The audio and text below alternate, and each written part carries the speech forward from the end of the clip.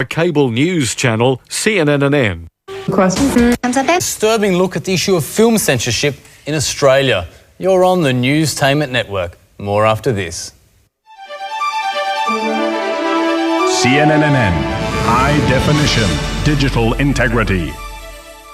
Back live right across the globe, literally just minutes away now from the space shuttle launch at Cape Canaveral in Florida. And the word from NASA is that all systems are go for the launch, as all thoughts now turn to the 9 brave men and women sitting inside that spacecraft on your screens ahead of their takeoff in just over 20 minutes' time. And there's so much riding on this mission for NASA, of course, since that shocking Columbia tragedy back in February.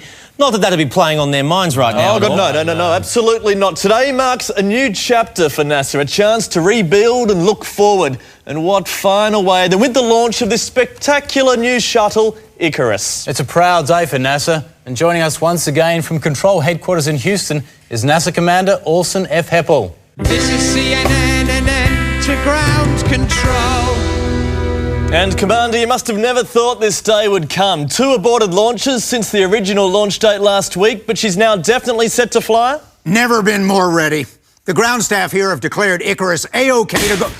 God, well, look, don't worry. That's perfectly normal, routine percolation. Now, look, we don't deny the Columbia mission had its shortcomings, resulting in a total human deficit. But shit! Which is why we've made safety the #1 priority of the Icarus mission. The shuttle capsule's now been specially fitted with driver airbags, which should make an extraordinary difference. We understand the astronauts will also be watching a new safety demonstration video just before takeoff. That is correct. In fact, I believe you have a copy of that queued up, if I may show it to your viewers now. Welcome aboard the Space Shuttle Icarus. Please watch this demonstration as, subtly, each shuttle has a different design flaw. In the event of an emergency, lights will appear on the cabin floor, and flames will appear on its roof. Note your nearest exit may tear open behind you. Please take the time to look for the nearest gaping hole. Holy Bibles will drop from above you. Please pray for yourself before praying for the person next to you. In the case of a water landing, you will wash up here, here, here, and here. Thank you for flying Space Shuttle Icarus. We hope you survive your flight. Important new measures for the new look NASA. Great to see hostesses on board, or shuttle flights too now. And air marshals. You could never be too safe on a mission of this scale. All right, Commander Heppel, we might try to speak to you again just before liftoff. Thanks very much. And just moments now before Icarus is clear to go. Let's cross over to the launch site at Cape Canaveral, where the Sunrise team of Woody and Becky are gathered for the countdown. And how's it going there, guys? Oh, this is so exciting. It's like Christopher Columbus all over again. And yesterday, NASA gave us a sneak peek of the actual space shuttle. Check this out. Well, these astronauts are going to feel safe and snug. Oh, they're going to have so much fun up here. I can't believe this is the actual space shuttle. And these are the actual spacesuits. Yeah, look at this. Look. Houston, we have a problem. Oh, they heard me. Oh, now, you won't have heard this before, but it was NASA who invented space food sticks. Yeah, but the food they've got these days is fantastic. Here, Woody, try and guess what flavor this is. Cabo chopped salad with mixed pepita dressing? Oh, correct. Now, big ups to the kids at J. Edgar Hoover Elementary. This is the experiment they are sending into space. Yeah, his name's Flopsy, too. Yeah, the first Flopsy went up on Discovery 1 5 years ago, and unfortunately met his end when he burst. Yeah, but NASA assures us that Flopsy 2 is not gonna burst. And even if he does, it won't be screened live to you kids like last time. You're not gonna burst, are you? No. Awesome experience. And once again, we'd like to apologize to NASA for using that radio. Becky didn't realize you'd take it so seriously. Thanks, guys. We might catch up with you a bit later. God bless. And as Neil Armstrong would say, may the force be with you. More on the Icarus launch when we return. Plus, Japan's environmentalists chain themselves to bonsai trees. That's coming up. We've got to pay for the show somehow, so here are the ads.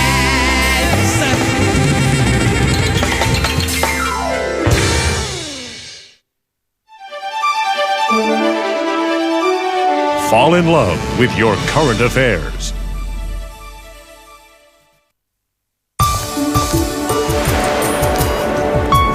Here at the the Esteem Institute. We're developing more beauty than ever. It's all thanks to our revolutionary Bugenics. Clinical tests show that Bugenics clinical tests are more clinical than any other tests. But don't take my word for it. And with advanced word formulation from Esteem's Lang Laboratory, our next breakthrough could describe you. Esteem, because you need it. Up next, join us for the news at 10. The latest headlines and dispatches from all around the world on Blasso's Dispatch Plays with Rudy Blass. Can Laura figure out today's headlines? Plane crash in Chile, 12 died. Correct. Rudy's got the clues. Can Laura guess the news? North Korea begins... Clear that's new. Nuclear tests. Okay, Laura, turning now to Australian politics. PM... Ass? PM is an ass... something? Will Laura win the headline hamper? Find out on Blasso's Dispatch Phrase. It's not news, it's newstainment. Tonight at 10 on CNNNN. Coming up on the Chaser Comedy Channel, Malcolm X in the Middle. They're just your average dysfunctional family. Malcolm, have you cleaned your room? With your average militant black activist.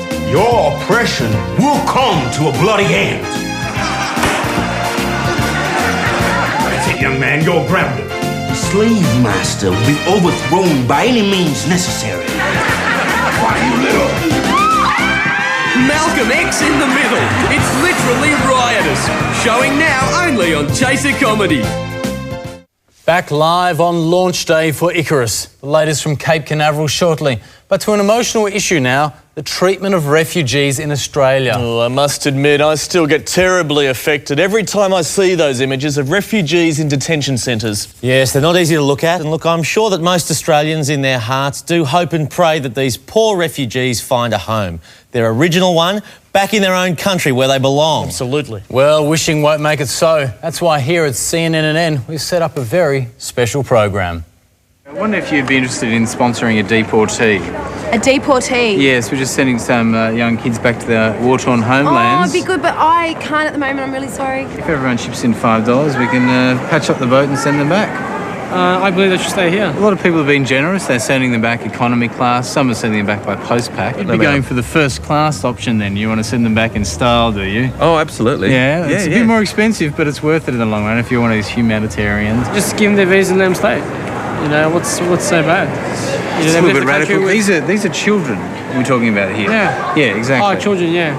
$50. Thanks, mate. Cheers. I mean, look at that. How can you look at that boy and say, let him out onto the street? We send you a photo each month of the refugee child just to prove to you that they're not still in Australia.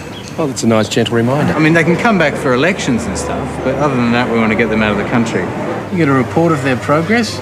You know, have they been tortured? Were they lying about the fact that that was going to happen when they got home? Happens a lot. Actually, we are refugees. You're refugees? We need your assistance. You need our assistance to send you back? Wait a minute. Give me some more. What more? Come on, don't be stingy with this. Are you ready to assist us? Yeah, well, look, if we get enough money, I'm willing to send you back. Well, the people of Australia haven't given very much, so we're here at Philip Ruddock's 30th anniversary celebration. Surely his supporters will sponsor a deportee. We send a refugee back to their war-torn homeland.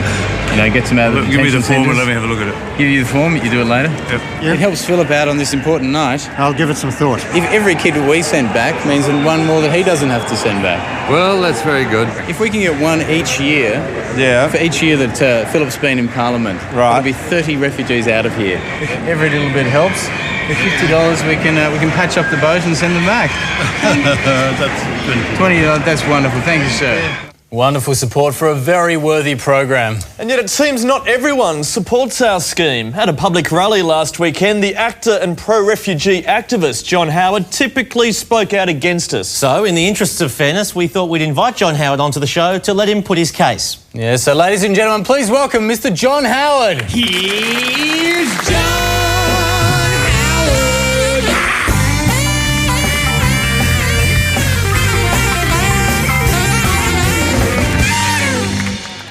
John. Now, John, Good.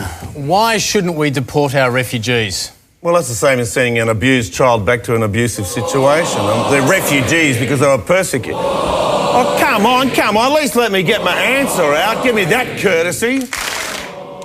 Mandatory detention is not only cruel but bloody expensive. All right. Calm down.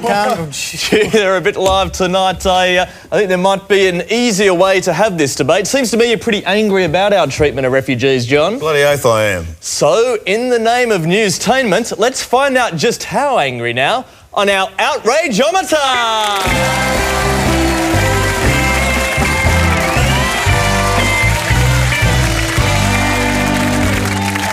Okay, we've got John Howard here. Let's see how outraged he is about refugees. Is he fairly cross? Is he ropeable? Is he totally outraged? Okay, John, I'm going to give you the mallet of madness. I want you to hit it as hard as you can.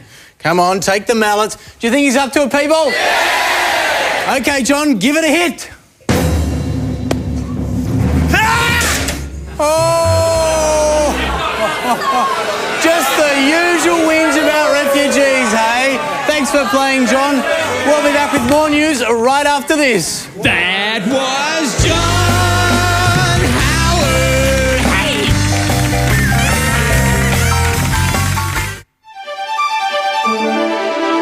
CNNNN.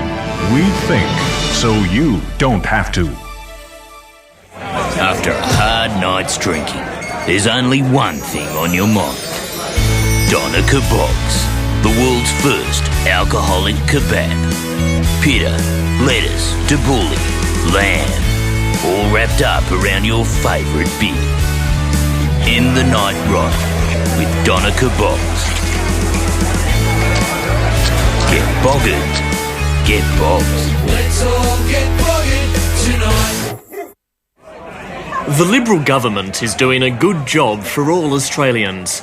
In the last 6 years, we've spent $500 million on government advertising, but some people think this is money poorly spent. That's why, from November the 1st, we're allocating even more money for a new campaign to help people understand that government advertising works. Watch out for ads like this, and soon you'll be getting this kit in your letterbox. Government advertising, securing a better future for the government. Written and subsidised by the Commonwealth Government for the Liberal Party, Canberra. Yeah, it's an emotional job. Sometimes I see a story and it reduces me to tears. I have to remind myself, not here, not now. You're a professional. Wait until you're on camera. That's why I'm with CNNNN.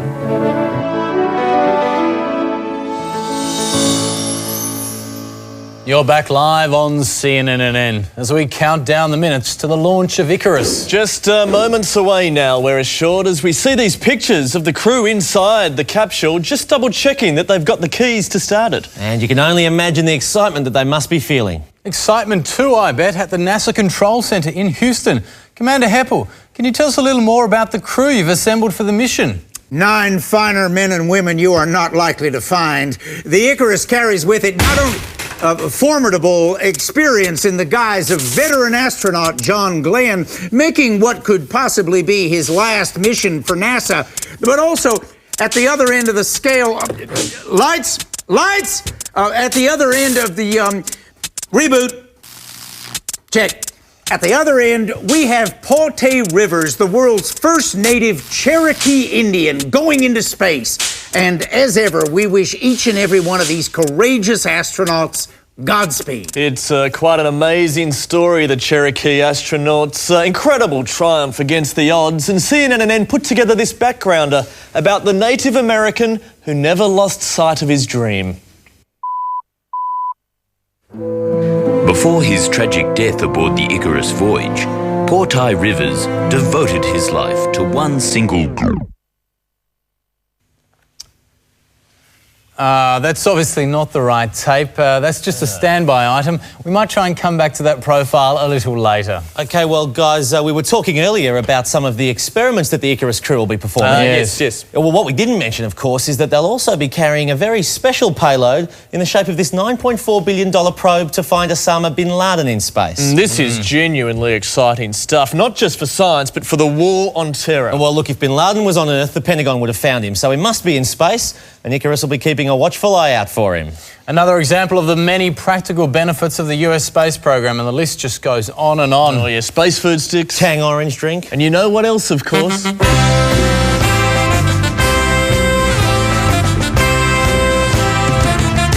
guessed it, Star Wars. Indeed, few achievements have eclipsed the Pentagon's Star Wars missile defence shield. CNNNN's reporter-at-large Charles Firth casts his laser-sharp eye over this remarkable project.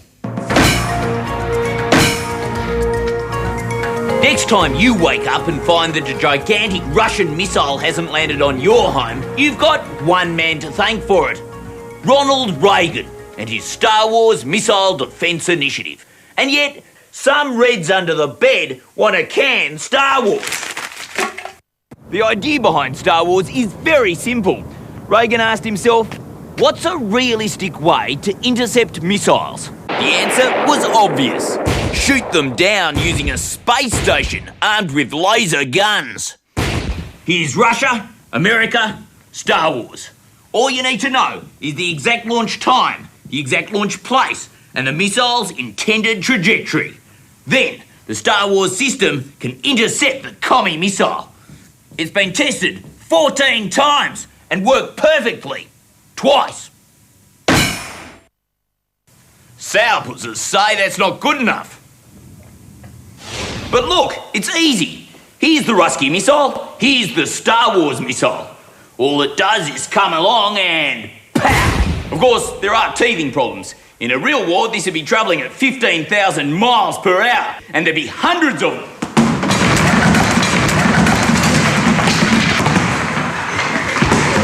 But we're working on it.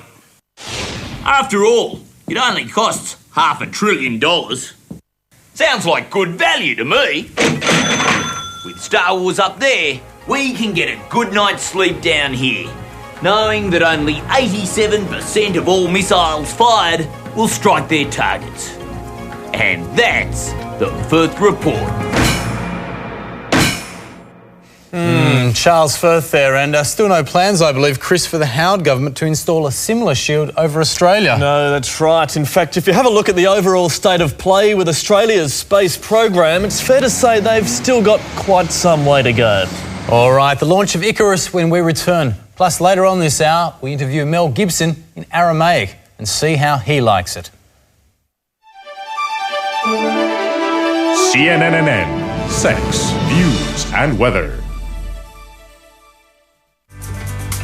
Looking for an easy-to-cook dinner that's delicious to eat? Try Mean Cuisine. With all the goodness and portions of the finest restaurants. Mean Cuisine comes in filet mignon, blue-eyed cod, and quail. All at restaurant prices. Mean Cuisine. Now you don't have to go out to go without.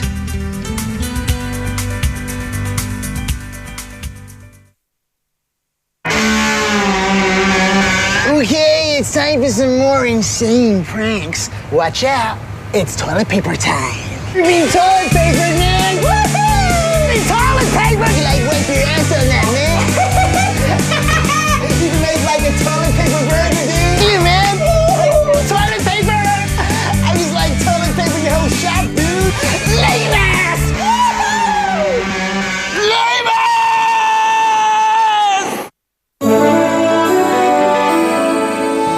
You know, especially young girls, they're always, wow, you're a CNNNN reporter, you know. Treat me like a rock star. I mean, talk about embedded journalism. I've had a whack at that, I can tell you.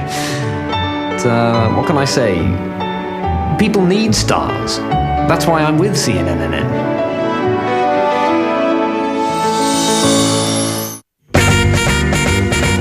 Hey, Craig, how about you say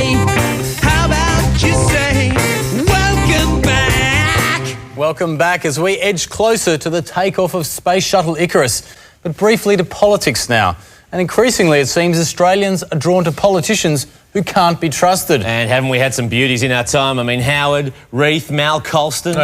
Tragic loss, Mal Colston. He took dishonest politics to a whole new level. And yet it seems that not everyone appreciates the inroads that Colston made. I mean, what is this preposterous new initiative by Tony Abbott setting up a trust called Australians for Honest Politics? I mean, Tony Abbott of all people. Clearly a step in the wrong direction, and one that CNNNN was keen to redress. We're just collecting for the Australians for Dishonest Politics.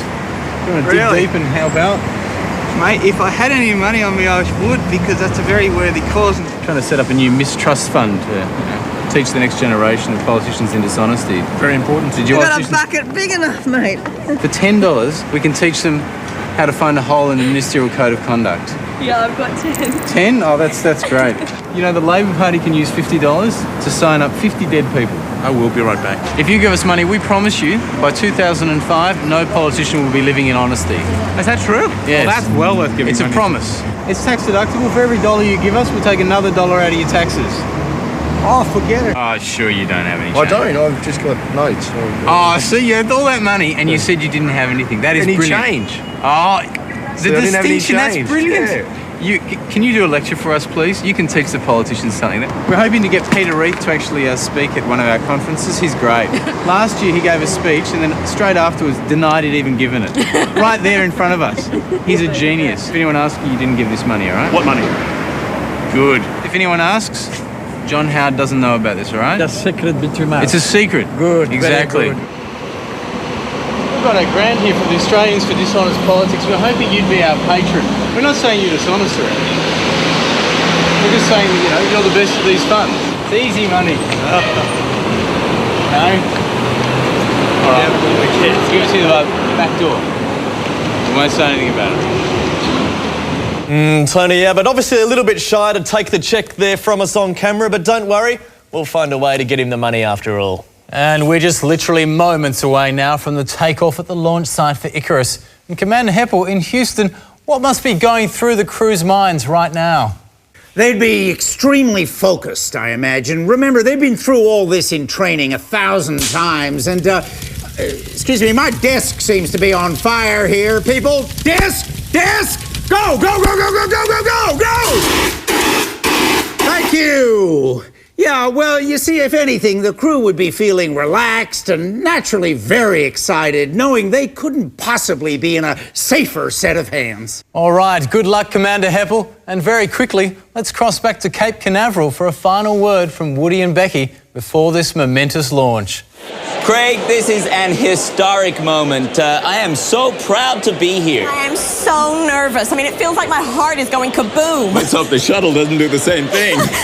We're obviously just going to move over here. It's a bit tense. Yeah, but it is a well-built craft. I mean, I souvenired this tile from the hull and it is rock solid. Yeah, it took him 20 minutes to prise it off. Yeah, lucky Woody and Becky will have to leave it there because the countdown is just about underway. So let's take this live.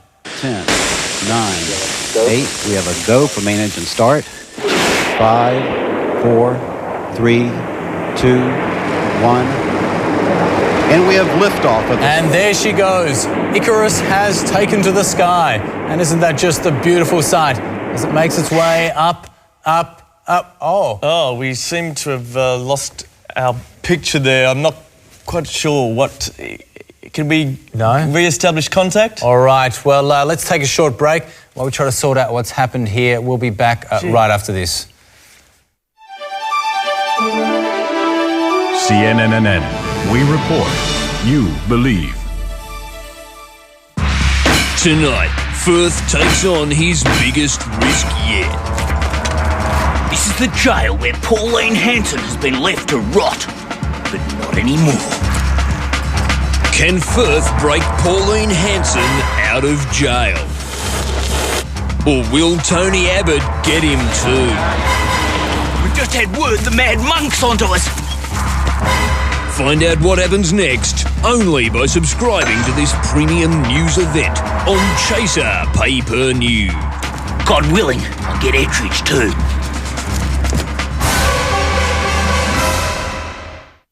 Welcome back, and thankfully great news here. We're pleased to report that the NASA Space Shuttle Icarus has taken off successfully and is climbing steadily on its projected path towards space. Sorry, Craig, I have just been informed.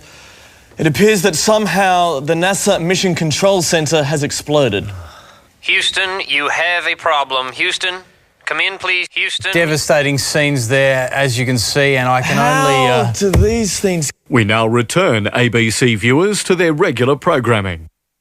Starting Sunday on ABC, take to the high seas with the all-new swashbuckling adventure of Wind Shuttle, an historical drama of denial and revisionism. Natives on the land, Wind Shuttle, dying out in droves. I see nothing of the sort. A rollicking three-part saga based on a true fabrication. We've just massacred an entire tribe, sir. Poppycock Reynolds, don't talk rot. Scholarships all at sea on Wind Shuttle, 8:30 Sunday, ABC.